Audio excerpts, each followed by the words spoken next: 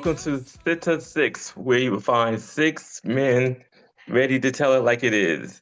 I'm your host, one of your hosts, Bernard Cody, and I'm going to let the other 6 men the other 5 men rather, to introduce themselves. I'm Tony Burks, educator, writer, and, an ordained minister. So I'm going to come from all these angles whenever I talk. I'm Donald Jackson, aka DJ. I am a new 50-year-old coming at this from the Long Island of Connecticut. So not too much into some of the things that I probably should be, but it'll be a different perspective, I guess I'll bring to the table, coming from a very sheltered background, I'll say. I'm Anthony Harmon, a retired educator after 30 some odd years, civil rights activist, social justice advocate, and I'm ready to do some things. Right. I'm Rock. I'm from Brooklyn, originally from the island of Haiti. I worked as a career counselor for many years. I am now currently a freelance graphic designer. I'm also, I started a group on Facebook called Moonlight Men, basically men of color overall, basically supporting each other and sharing information and also debating on different information, like today, hopefully, we'll see. Hi, my name is Liam. I am an educator and creative writer and filmmaker.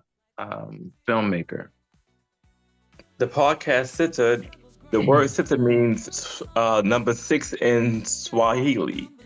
The reason that we're doing this podcast on a men's point of view is because most of the time you get the women's point of view, you never get the man's point of view. So this time we decided to come together and let you know on certain items or topics on the men's point of view, so that way you can see what the men are thinking about certain issues.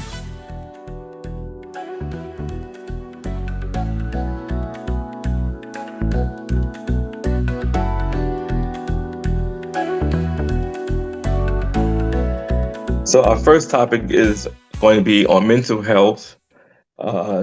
Statistics says today that 59.3 million adults are dealing with mental illness.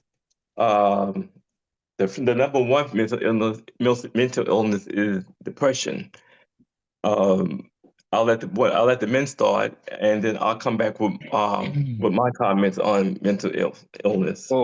Well, when I think about like a mental illness, referring to like the Black community itself, I would say a lot of us were kind of raised, especially as men, were raised to like basically, they would tell us, if you have a certain feeling or you're feeling, let's say, emotional, they would say stuff like, man up, be a man about it. So we were kind of raised not to really like look into like let's say seeing a psychologist for our issues. So in a way, we kind of found a way to like figure things out on our own, but really it wasn't really it was more like a Band-Aid, you could say. So I feel like a lot of folks, a lot of people, like especially people of color, should come together and actually embrace the idea of basically reaching out to someone about mental health, be like a psychologist, whatever, or a social, maybe some kind of social person within the field, because doing it on our own is not enough. I feel like we should definitely embrace the idea, and that idea of like doing it on your own, or just doing on your own and being able to like work it out through your own head is not it's not a good stereotype. One of the things about growing up in Alabama with my grandparents, my paternal grandparents, was that I had a grandmother in particular who was concerned about health and wellness. So the physical health, mental health, all of that. She was very much an advocate for how do we take care of ourselves? How do we ask questions? How do we study our body? How do we figure out and then get support? My grandmother's attitude was, baby, God has doctors for a reason. You can pray, but also go get help. And so she believed also in not only the physical kinds of things. So if we go to our physician, our primary care physician, to get things done, she also believed if it makes sense for you to go and talk with someone to process things, you go and do that. I'll never forget the story of her when my grandma was a custodian, by the way, in community college. And she said, baby, you know, it's interesting to see these children, because again, she's from Alabama, these children walking in and they walk right past the counselor and come right down there to my little closet and just talk with me. And they said, Miss Lily, we like it because you will listen to us and you'll hear what we have to say and you'll give us advice, but you listen first. And so, I know that there's a lot of people who believe that old Black men were raised to not share emotions, not seek mental health, not take care of our bodies. But I was blessed to have the opposite of that. I had a set of grandparents who were very much like, no, let's go get this, because they believed. I mean, my great grandmother died when she was 96 years old. Her sister died at 101. I've got a longevity in my line. And it's, I think, because we had people who were very much interested in taking care of our mental health and our physical health. But I don't know if I'm the only one who might have that situation. I don't think I am. I'm sure somebody else has something similar. No, I think that is good. I think for me, growing up, I had the same situations where like family members say talk to me, things of that nature. I don't recall growing up the word mental illness like being sort of like discussed a lot. So you may have had like your family may have seen things that you were doing that were wrong and they may have pulled you over. I didn't really like get into this term to like college. Where things may have been a little bit, I'm on my own, I want to do stuff myself. My first relationship that I was in, it was with a female. I wasn't quite sure what was going on. And so one of my friends had sort of gave me a little, hey, go see this guy. There's a guy on the campus you can talk to about this stuff.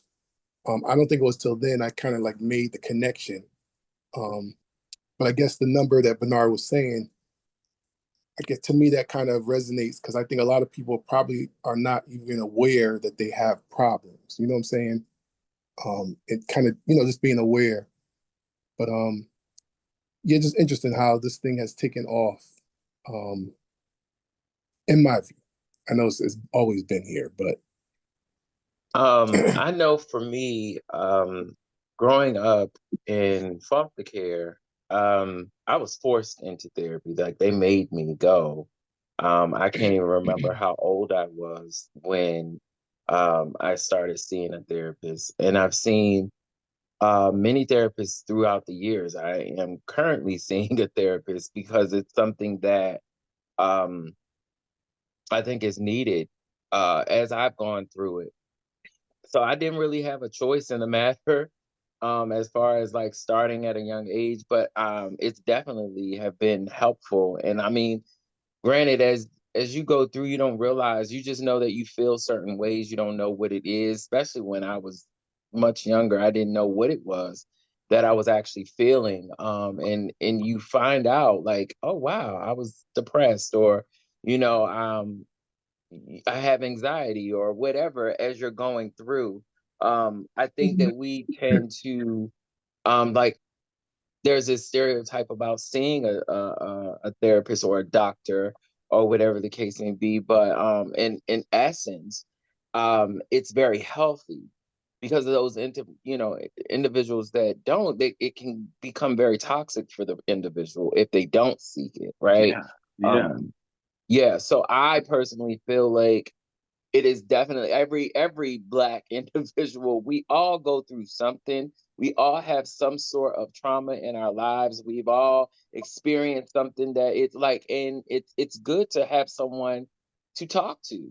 And a lot of us don't have that. Oh, we rely on our friends or whatever, or our family or whatever, but someone that just is like that doesn't know nothing and that you can kind of like talk to, and they get you to think about, because a lot of it is you and internalizing what you've experienced and think about what you've experienced so that you can be in the know. And that's what it has been for me, right? And it doesn't make it okay, but at least I know what's going on, or at least I'm aware, or I didn't think about that.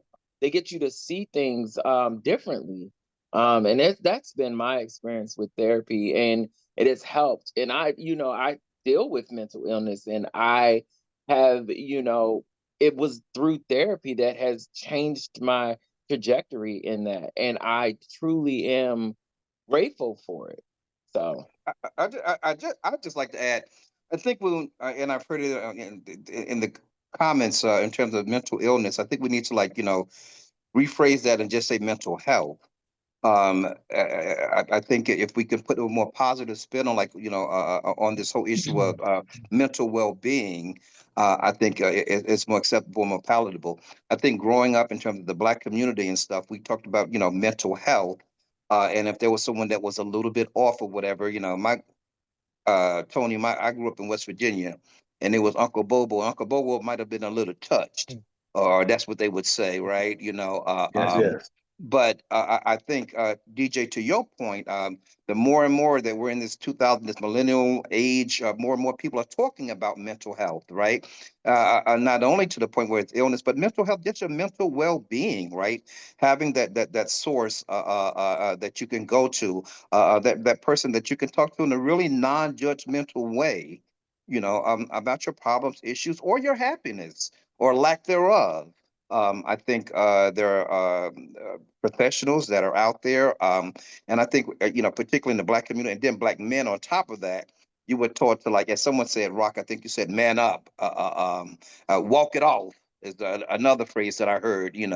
Walk that shit off or whatever, right? Be a man. And we were taught not to talk about our feelings, right? But I think the more and more that we could shed light on the subject of mental health versus mental illness, it would be more and more acceptable, more palatable for people to understand and accept it.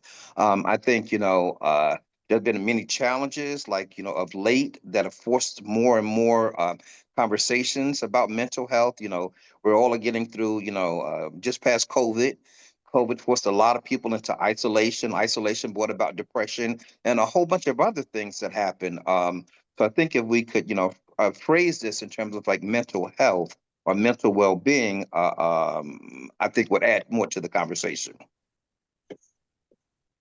I think so too. Because today, well, in today's society, you have so many people now, all types of mental illness. By me working in healthcare, I see it every day. It's always a different type of patient, put it that way, coming in with some kind of mental uh, issues. And then today, you see people getting a lot of people, making a long story short, a lot of people, as they say, are crazy, but they're not crazy. They playing crazy because now that if you claim that you have mental illness, you're not you're doing certain things like example, pushing people in the train station and not going to jail because they say, oh, he has mental problems and just give him medication. So now you got people doing all kinds of things and claiming that they have mental illness, which a lot of times I don't think it's mental. It's not even the issue of mental illness. It's just people just doing what they want to do because they know they could get away with it. I was just going to say, Bernard, I think coupled with that or whatever, there's a lot of cases where people go undiagnosed. So there are issues that, again, that people have because you were forced into like these closets, if you will, where you Hmm. didn't talk about like, mental health. You didn't talk about being depressed. You didn't talk about feeling lonely. You didn't talk about, isolation. You didn't talk about, and you dealt with those things the best way you know how. And sometimes that manifests itself in physical violence, self-harm, like a bunch of different ways. I think having conversations like this helps to bring light and shed some light to this topic again about mental health. I think there are certain illnesses that um, go undiagnosed, untreated for like a long time, and I think it's important that we lend a sensitive ear to some of those issues. I have to agree, Anthony, because at the end of the day, there's a lot of people that don't even know what it feels like, what it looks like, what it feels like, right? Like, especially when you talk about depression, you could be depressed and don't even realize it, right? Like, I'm a prime example of that. I was, a year or so, I slipped into a deep depression and didn't realize that I was depressed, but all I wanted to do was come home and lay on the couch. I didn't want to work out. I didn't want to do, some of the things that I normally did. And I did not realize until a friend of mine, as I was saying these things to her, she was just like, it sounds like you're depressed. And it just kind of clicked. So sometimes you're right, it does go undiagnosed. Sometimes we don't even realize that we're actually dealing with that, or that heart racing every time somebody comes around or whatever the case may be, and not realizing, or situation happening, not realizing that you're dealing with anxiety, so it's very clear that these things can go undiagnosed. Because there are a number of people who operate with high functioning depression, high function, get stuff done, can be counted on to get things done, and yet in moments can really shut down. And as the old folk would say, I ain't telling you what I heard, I'm telling you what I know from my own lived experience. Just this past year, just high function. I wrote a Facebook post about it. What I am finding is that when we tell people our stories, we actually can heal people through our stories. I've got a friend. We are both alums of the same institution, and he regularly on Facebook writes posts about his particular mental health challenge, and it has been wild in a good way to see people go, oh, I didn't know that this is what this particular mental health challenge looks like walking. Because if you look at him physically, you're like, what? There could be nothing going on with him around a challenge of some sort. But because he's able to language it, and he said it took him, he's what, 40, about 45? So he said it took him about, within the last 10 years, he's been more comfortable telling his story. And he says, because of that, there are people who now message him privately and say, hey, I too am wrestling with this. Thank you for telling your story. Thank you for saying that, yeah, you had a moment where you were in a deep, deep panic mode, and was spiraling, and kind of the things that you did to come out of that. And your talk around therapy. So between what he has chosen to do physically as his way of staving off and curtailing the challenge of his particular mental health situation, or just the fact that he advocates for regular sessions with a counselor, is really healing for people in lots of ways. So I was just messaging him earlier today. I was like, hey, I appreciate you just being authentic, just telling it like it is, because some people may never reach out to you, but it's clear that people are reading what you post. They're looking at the videos that you put on TikTok and Facebook and Instagram. And I'm glad you're here, and keep doing it. And I think these kinds of conversations, particularly when people come back and able to listen to what we talk about, it's like, you know what? Yeah, maybe I should. The running joke with us is everything in our house, and I say everything in our house gets therapy. Look, our dog is therapy because it's good for the soul. I totally agree. I'm doing therapy now, and I told this counselor, I said, not any stone unturned. I want to know why certain actions, certain things that I do repeatedly, like where did they come from? I need to figure out like why I keep doing the same things. And so it's very helpful to deep dive backwards and just see what dynamics in your family, things of that nature, and how they, are translated in my world and relationships today. And so I'm finding that it's extremely helpful. I've done a lot of YouTube searching, like I'll just say things, and I found a couple of people I follow on YouTube. I found these tests on attachment theories, which is, I don't know if it's a new thing or not, but it's helpful to know like what kind of attachment style you have, because when you meet up with somebody who's a similar or dissimilar, there's anxious, avoidance, and disorganized attachments. like all these things, there's stuff out there. So I just kind of, sometimes you get tired of just like things not going the same way. And so I kind of look internal and say like, what can I do differently? Or maybe maybe it is me. You know what I'm saying? And not always the other person doing it wrong. So yeah, so I like this lady. She's really good. She explains a lot of things to me, the why, the background. And so I love those. I call them useless facts, but they're good for me. I like to know why things are. So yeah, we're unturning all the stones, man. It is very enlightening. It's helpful. Yeah, since I've been on that, I love it. So I would say to anyone who, don't be scared, don't be shy, put everything on the table, because they're not biased. They're not going to come back and judge you. We listen and we don't judge. We listen and we don't judge. Can I ask y'all a question? Something just popped into my head, and I figured let me just get it out. I'm wondering if I'm the only person who did this. So my very first, if I go back in time, my very first counseling session, quite honestly, came as a result of a teacher. And I became a principal when I was 27 years old, and this teacher, white lady, accused me of sexually harassing her. Said I invited her to a hotel. Said, I mean, it was wild. And when my supervisor called and said, well, I just want to let you know this is what you've been accused of. And she said, you invited her to the Hampton Inn. I said, Hampton Inn? That particular Hampton Inn? She was like, yes. She said, you invited to Hampton Inn? And I said, no, ma'am.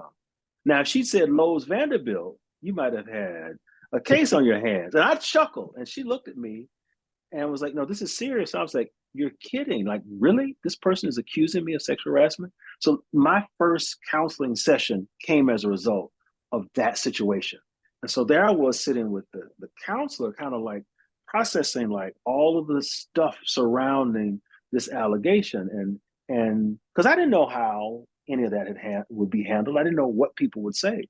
And so, in that series of counseling sessions, I think I probably had 5 or 6 sessions. I presented to the counselor, to the therapist, I guess my best self.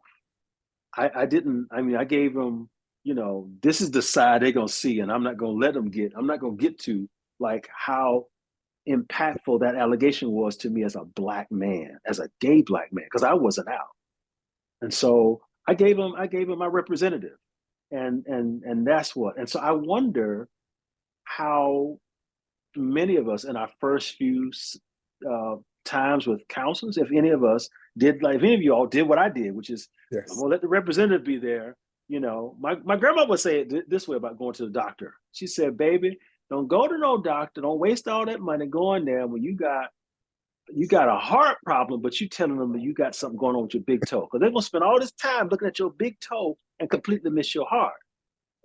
So I was doing it. I was telling them, I was giving that person, that therapist, my big toe stuff when the real deal was my heart. Like, it crushed me as an educator to be accused of that.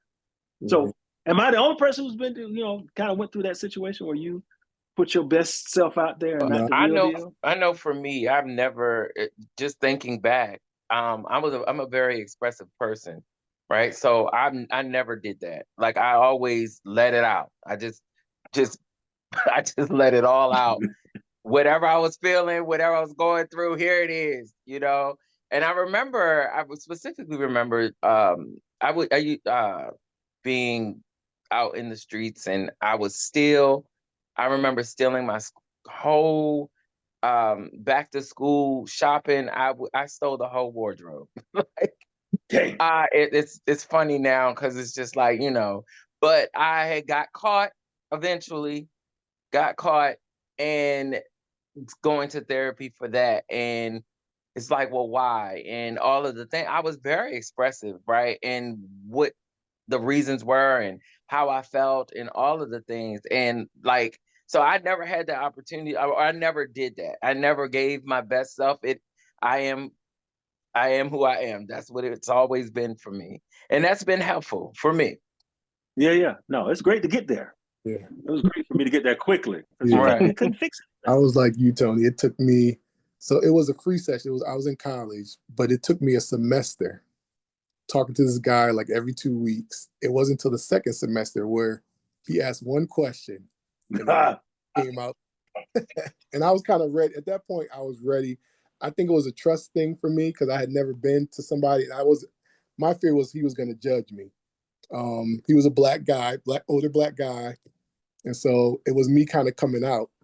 And so I was hiding. I was like, I was going to get married, like I said. And I was like, I don't really feel right. And he kept asking me questions. And finally I was like, I'm just not sexually attracted. Like, so, he started asking questions. And that was like my first time like telling somebody outside of my friends. So first counseling session. Wow. Yeah. Well, I mean, so my first counseling session actually was with also older black man. At the time, I was like in my 20s, probably like 25 years old. He was about maybe 45 years old. So, and plus he was straight.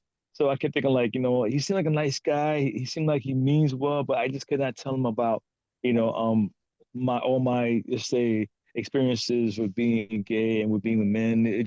I couldn't like, I try. I mean, I kind of like I think we eventually got there, but I still couldn't like give him all, let's say, all the dirt. 'Cause I felt like he might judge me, because he was trying to like get more into my head about, my experiences, what on the good, the bad, the ugly. I'm like, well, I'll give him just the good parts, you could say overall. But it took me a while. I was just gonna say, well, I've never been through been to a counseling session, so I can't add anything to to that part of the conversation. But what I do think is that this whole mental health thing is like it's real, right? I think we on jobs now, people are talking about mental health days and how important it is just to like take time, for self-care, and adding, some time, to take care of you. Um, but I haven't had the opportunity to go to a counseling session or be in counseling. But not that I'm opposed to it, but I just haven't had an opportunity to do so. I do believe in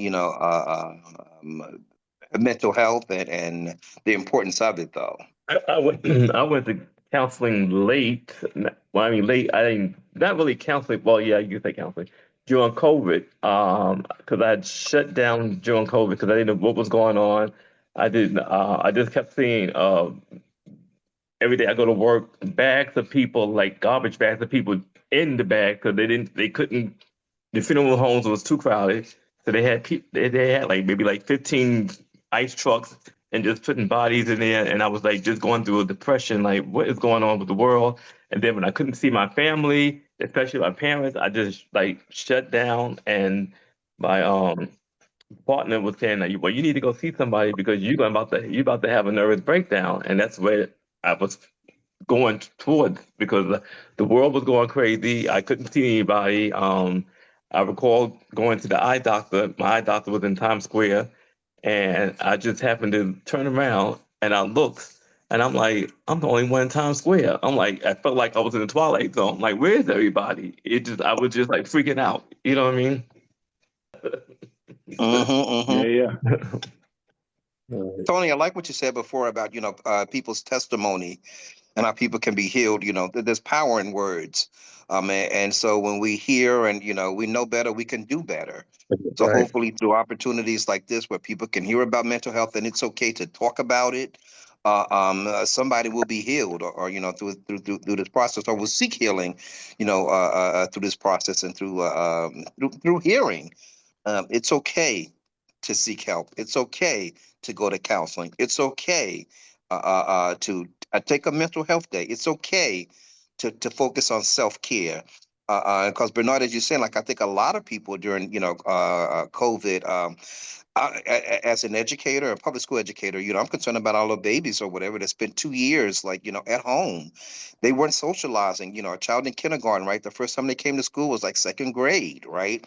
What happened to all the joy of play and the things that you learn through play? And I think there's going to be some residual effects that happen down the line or whatever, right? Or those kids who never had a high school prom or never experienced graduation, those things that make up your young adulthood or whatever, right? So, and I think there will be some residual effects, down the line. But I think the more and more that we talk about, mental health, and we talk about feelings, and we talk about, experiences, somebody, will be healed through our testimonies. Yeah, because I had recalled 3 people I knew because they was depressed killed themselves. Um, I remember I used to live in Midtown, and I remember my neighbor was depressed because he was going through a bad divorce.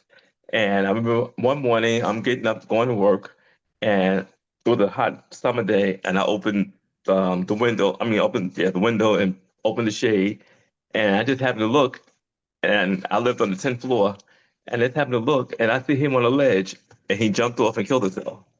And I was like, oh my God. And then to find out he did that because his wife said that she wasn't going to let him see the kids. And I guess he just didn't know how to handle it. And like I said, depression comes in all kinds of forms. And then I had a good friend of mine who he would never know that he was depressed because we hung out every, as you know, Dinah Ross concert I go to, we always put together.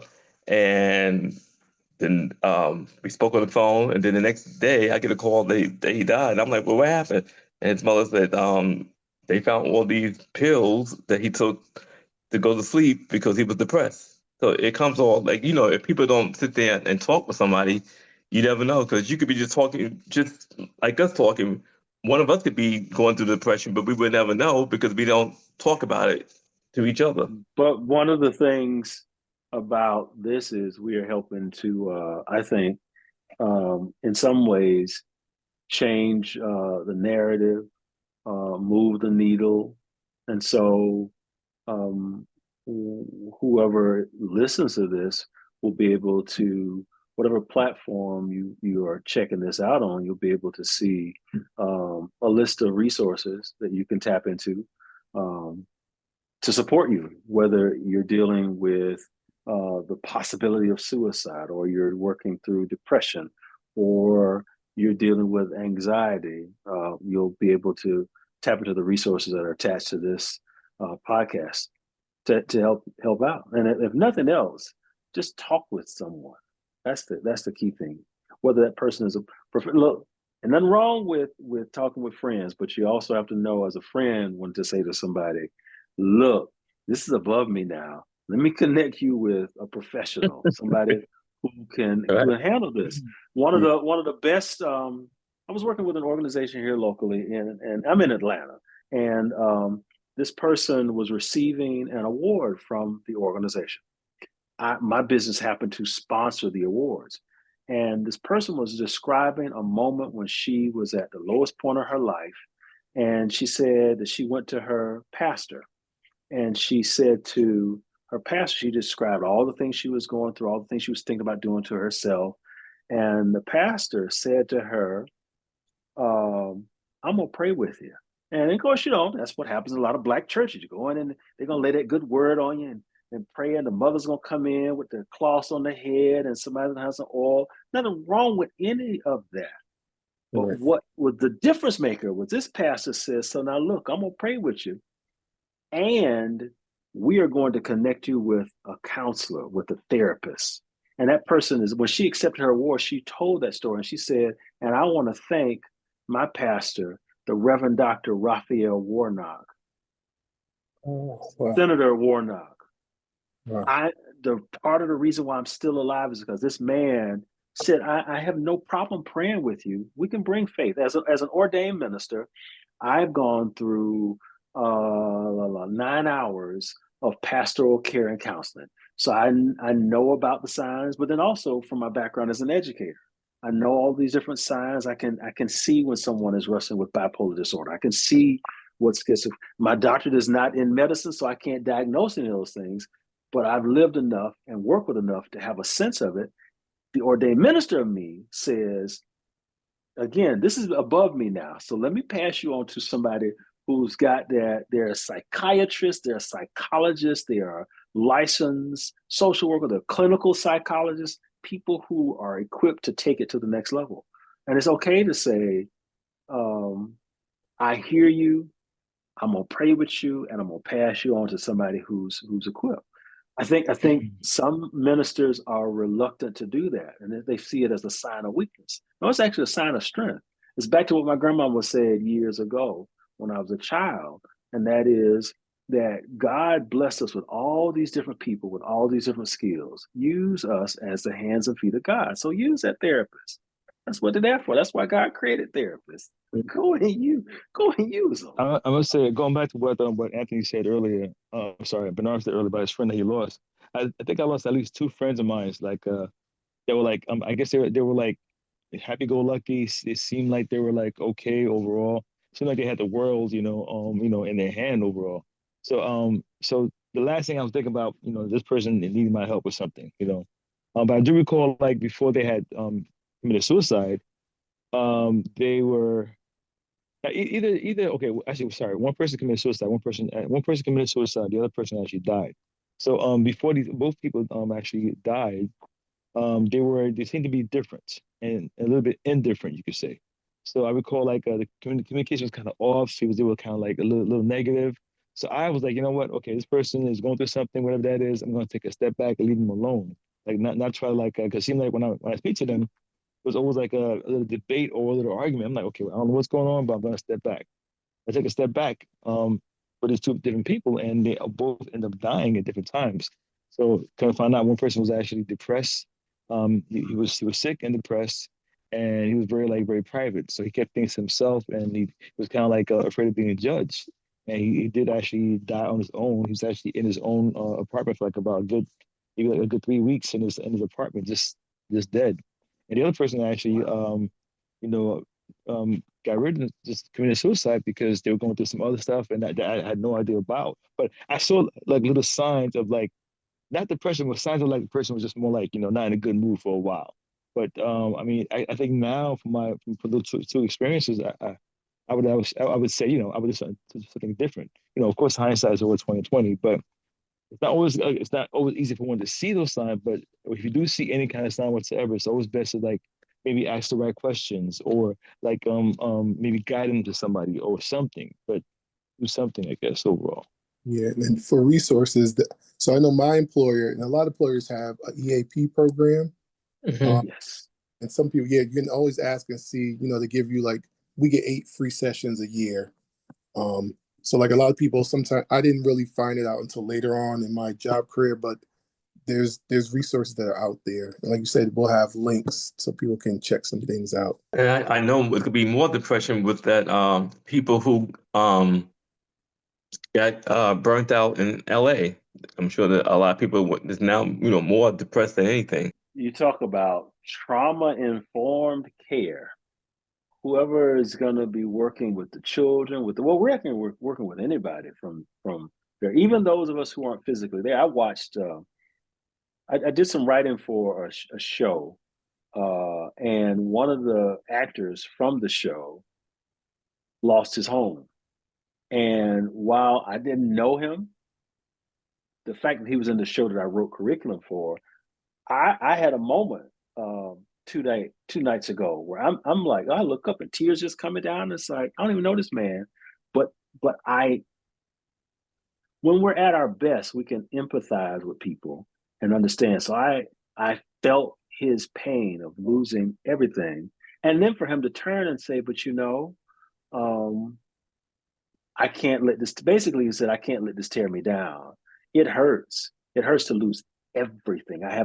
He has nothing from any of all of his acting career stuff gone, like all that's wiped out. But for him, it's like, okay, but what can I do to help other people here? Which is fascinating. And in the middle of all of his loss, he's turning around and going, how can I help somebody else? And for him, that's how he's able to process the grave loss that he's experiencing.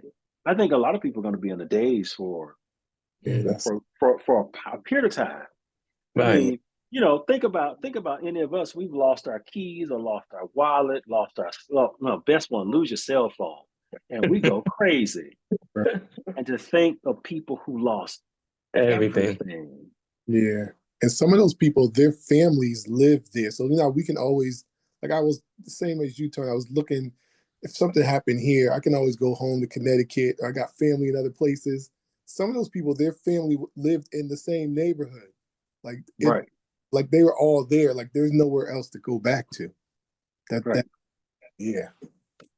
Like the band that recorded the song for us, the lead singer, I didn't know because the band the guy who I got to do the song, he didn't tell me until afterwards that the lead singer that recorded the song for us was in Los Angeles, and she still did her thing while the fire was going on. She still recorded the song for us, and you would never know that what was going on. Cause she slammed it for us. The biggest piece with that, with the fires, is just the simple fact, and what I just heard is a lot of the insurance companies like cancel these people's Denying. policies. Like Yep. that really is baffling to me. Like I pay all this money all these years, and like now that I need you the most, you abandon me basically. You know, Yep. I think that's sad. And so to that point, I had a lady in my job today. So she kind of debunked a little bit of that. She said that she just moved to California and she said there's one insurance company that was available. She said a lot of them have gone bankrupt because of the forest fires in the past, because they had to pay out. So a lot of these companies have gone bankrupt. And so there's not a lot to choose from. And some of them don't have fire insurance as an option anymore. So there's a lot of stuff going on behind the scenes, but I think it's compounded. This kind of is like, you know what I'm saying? This they didn't expect, but you're going to see a lot more of this stuff come out to light. But there probably are people they have denied. I know the Biden administration put a cap. So a lot of insurance companies said, we can't, you can't, they tried to cap the premiums and they said, well, we can't afford it. So they kind of backed out. So there's a lot of stuff in there packed in, not defending insurance companies, that's for sure. But you know what I'm saying? And like I was talking to my mother about it over the weekend, and she was telling me that she hears that, oh, well, like for instance, the celebrities that got burned out, oh, they rich, so they ain't lose nothing. You don't know what they lost. Everybody lost something. If they got 10 houses, one house, two houses, whatever house they got, they still lost whatever was in it. Well, people forget that Los Angeles isn't just about people who are in the film industry. There are a lot of folks who, it's like any other city. There are a lot of people who are working, 9 to 5, or got a third shift, or working for minimum wage, been in a house that has been in the family for the last 50 years. And so no, it's not everybody who's well. In fact, there's some people who you think are wealthy actually are no longer getting they're not getting the money that we remember them getting when they were starring in this, that, and the other. They're barely making. There's just too many horror stories of people who are in the industry who aren't. So when they lost because this fire, they really lost everything. It's even like the Black community in that same area that also got affected by the fire. That was they were not doing that well at one point. They were doing okay. Then eventually that same community, not far from from the fire, they got affected also. So it's not just people with money, not just people who are very well known. It's just average people like you and I. Yeah. So. A lot of people put their money. The house is the asset. Is the money. Right. Yes. That's where I put all my money in my house. If I need to sell it, I can get the money back. Now that's not even there no more. Like I said, that's just crazy. This is wild over there right now. Yeah. Well, then don't forget we have like a couple of folks like the red guy. Him and some of his folks are saying like the governor of Governor Newsom is the reason why this is happening, or the reason why it spread so wildly. And it's I mean this at this point right now the concern should be about how to make sure it doesn't happen again, because it might happen soon. They're saying like the way things are happening right now, it might be happening this week again, which is crazy. It'll be interesting to see what happens with FEMA. And a few other departments that have been on the slate for either being underfunded or eliminated in this new season. Because I do believe that you can't play with folk, you can't touch folk, because that stuff will come back to you at some point. And it'll be fascinating to see the very people who have been working to eliminate departments like, for instance, FEMA, their constituents will be the very people who, down the line, I promise you, who will absolutely need the services of FEMA. But the question is, will they realize and acknowledge the fact that it was their representative who voted to remove it? Because that's happened a lot of times over the years, where people in this country, their representatives vote against the best interests of the people, and then the people don't acknowledge the fact that it was their representatives who undid things for them. I guarantee you, the red man is going to try to get credit by putting the city back together again. Watch. It's going to be great. It's going to be great. It's going to be fantastic. It's going to have millions of trees and millions of lights and millions of homes built, $1 million a piece at least. I can see him talking about the millions. It's gonna be a long 4 years. I hope it's just 4 years too. No, it can't be more than 4 years. The history teacher in me says this is it, because it's already been one term. Right. This is total 2 terms, and it will just have to, of course, somebody have to change the Constitution. So that's the thing. I mean, he's saying things like he has a way of making some major changes. As far as like his term, he mentioned that more than once. I don't know how's he gonna do it, but he doesn't have the power of both houses. I don't know, but who knows? I believe we are creative people, and we will ensure, as creative people, that one, we bring life to things, and that people like him will they can't stand up to light at the end of the day. It ain't over. And this is a time for deep creativity. Right. I believe his cronies, those people who are his good friends who are dictators, are putting stuff in his ear like, hey, I did this in Russia, so you should do the same thing also. So maybe a lot of stuff happening, I'm sure. A lot more to come. Mm-hmm. Talk about a need for counseling and therapy. Yeah. Big time. He thinks he's perfect though. You never understand or realize how bad he looks or sound. Interesting, the conversation that we're having, right? You're talking about mental health and mental illness and stuff, and we've talked about everything from people that have suffered this trauma, like the fires or whatever, and gotten into politics, and it's all about mental health, right?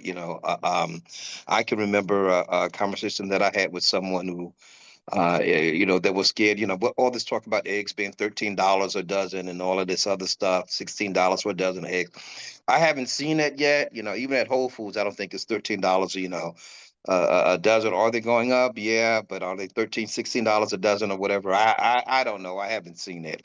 But anyway, I was saying that to say that there was a conversation that was happening. Young guy, he was asking these 2 older gentlemen, one black, one white, and like, well, what was it like, during the depression? Because, people are talking about things are going to get worse. They're going to get worse. So he's trying to prepare himself. And he's like, well, what was it like during the depression, right? So the first gentleman he spoke to happened to be white. He said, it was a terrible time. People couldn't deal with, what was happening. They couldn't afford to take care of their families. They couldn't afford to take care of their homes. And people were committing suicide, were jumping out of windows and stuff like that. It was just a really, really bad time, right? So he turns and asks the other gentleman, who happens to be black. He says, well, what did you experience? What was it like for you? He said, for us, it was just another day. We were just watching all the white people jump out the windows and stuff and wondering why, right? Or why they were doing that, So that whole story that he was telling is that we need to be prepared, right? And I think as a people, just as we've always done, we're gonna come out. Okay, I told him to your point, creativity, my grandmother could make a meal out of nothing. She would get in that kitchen or whatever, and next thing you know, it was time to eat. So that creativity, is there. I think, and when we talk about mental health and mental well-being is what I'm going to call it. I'm going to continue to ask people to to seek that, and it may get, worse in terms of the economy and stuff like that before it gets better, but learn to talk to somebody, talk things out, and hopefully that we're going to have some resources at the end of this, segment where people can go and, download and get information and places where they could go, people that they could talk to, to help them through these next 4 years. And I'm hoping 2 years, because I do believe that there's going to be midterm elections. And I think people can do some stuff in the midterm elections. While we may not be able to do anything about the presidential thing, but there will be some midterm elections, and hopefully we can change some things around, in the midterms. Absolutely, absolutely, absolutely. So that sounds like our call to action. Yeah, that sounds like our call to action. I don't know about you all, but it sounds to me like ultimately be ready, gear up, get things situated, ready, so that when these 2 years are up, we are voting in ways that change things for the good. The most powerful positions, actually, I have said this to people. I ran for school board in 2017, unsuccessfully. But what I learned about the process is that really the most powerful positions are your local elected officials, your judges, your sheriffs, your police chiefs, any of them that are elected, your school board. I mean, school board member here manages what is it, 9? I think it's 9 board members for our school board. Manage $1 billion budget. Yeah. So yeah, thanks, Anthony, for our call to action. Yeah.